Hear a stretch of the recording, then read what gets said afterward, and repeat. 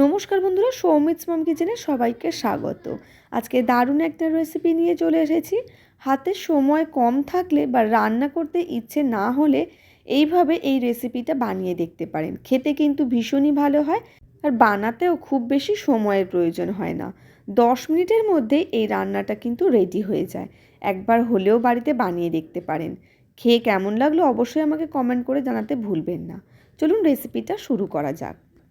একটা কড়াই নিয়ে নিয়েছি আর আমি এখানে হাফ বান্ডিল পেঁয়াজ কলি লম্বা লম্বা করে কেটে রেখেছিলাম। যেভাবে পেঁয়াজ কলি ভাজা কাটা হয় সেইভাবে লম্বা লম্বা করে কেটে খুব ভালো করে পেঁয়াজ কলিটাকে ধুয়ে নিয়েছি।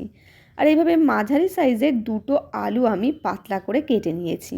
যেভাবে আলু ভাজা কাটা হয় তার থেকে একটু মোটা করে। আর একটা মাঝারি সাইজের বেগুন আমি এভাবে লম্বা লম্বা করে কেটে নিয়েছিলাম। বেগুনটা একটু মোটা মোটা করে দিয়েছি কারণ বেগুনটা খুব সহজেই কিন্তু সিদ্ধ হয়ে যায়। এবার এর মধ্যে দিয়ে দেব চিংড়ি মাছ। আমি এখানে 350 গ্রাম চিংড়ি মাছ কেটে ভালো করে পরিষ্কার করে ধুয়ে জল ঝরিয়ে রেখেছিলাম। সেই চিংড়ি মাছটাকে দিয়ে দেব। আর এই রেসিপিটার জন্য কিন্তু খুব বড় সাইজের চিংড়ির দরকার হয় না, একটু মাঝারি সাইজের চিংড়ি হলেই হবে। চিংড়িটাকে দিয়ে দিলাম। এবার এর মধ্যে আমি দিয়ে দেব স্বাদ অনুযায়ী লবণ। আমি এখানে 1 চামচ আর অল্প একটু নুন দিয়েছি। এবার দিয়ে দেবো কাঁচা লঙ্কা। আমি এখানে 4টে কাঁচা লঙ্কা ব্যবহার করেছি। আপনারা যেমন ঝাল খেতে পছন্দ করবেন সেরকমই কিন্তু ঝালটা দিয়ে দেবেন। আর দিয়ে দেবো 1 চামচ হলুদ গুঁড়ো, হাফ চামচ দিয়ে দেব লঙ্কার গুঁড়ো। দুটো মাঝারি সাইজের পেঁয়াজ আমি কেটে রেখেছিলাম বড় বড় করে, সেটাকে দিয়ে দিলাম। এই রেসিপিটা বানানোর জন্য কিন্তু খুব বেশি ছোট ছোট করে সবজি কাটার প্রয়োজন হয় না। আর 10 থেকে 12 কোয়া মতো রসুন আমি থেঁতো করে রেখেছিলাম, সেটাকে দিয়ে দেব। এবার কিছুটা পরিমাণ কাঁচা সর্ষের তেল উপর থেকে ছড়িয়ে দেব। আমি এখানে 2 চামচ মতো সর্ষের তেল নিয়েছি। সর্ষের তেলটা দিলে কিন্তু খেতে ভীষণই ভালো হয়। সর্ষের তেলটাকে দিয়ে দিলাম। এবার সমস্ত উপকরণগুলোকে খুব ভালো করে হাত দিয়ে মেখে নিতে হবে।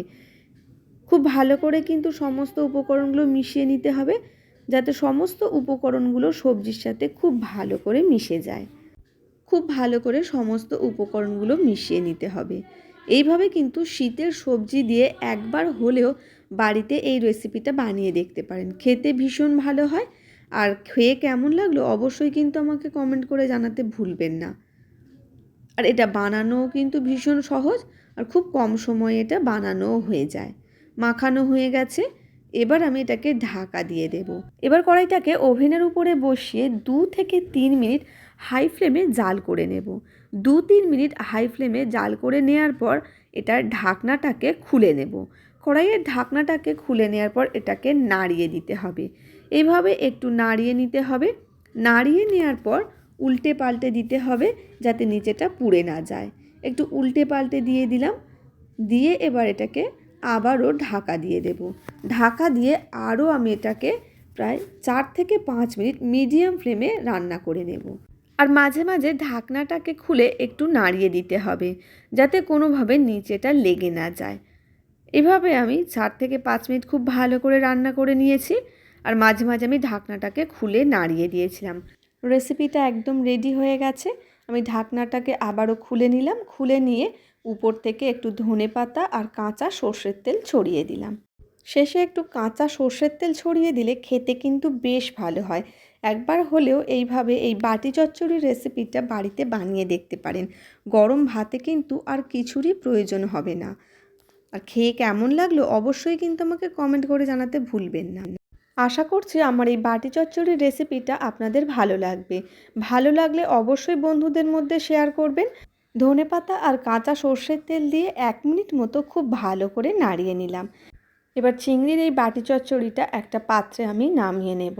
একটা পাত্র নিয়ে নিয়েছি আর আমি এইভাবে এটাকে নামিয়ে নিলাম। গরম গরম ধোঁয়া ওঠা ভাতের সাথে এরকম গরম যদি চিংড়ির বাটি চচ্চড়িটা থাকে আর কিন্তু কিছুই লাগবে না। আর এটা বানাতেও কিন্তু খুব বেশি সময়ের প্রয়োজন হয় না। হাতে যদি সময় কম থাকে তখনও কিন্তু আপনারা এই রেসিপিটা বানিয়ে নিতে পারেন। আর আমার রেসিপিটা ভালো লাগলে লাইক, শেয়ার ও সাবস্ক্রাইব করার অনুরোধ রইল। আর নতুন বন্ধু হয়ে থাকলে অবশ্যই পাশের বেল বাটনটা প্রেস করে রাখবেন। তাহলে আমি যখনই কোনো নিত্য নতুন রেসিপি পাঠাবো সবার আগে আপনাদের কাছে পৌঁছে যাবে।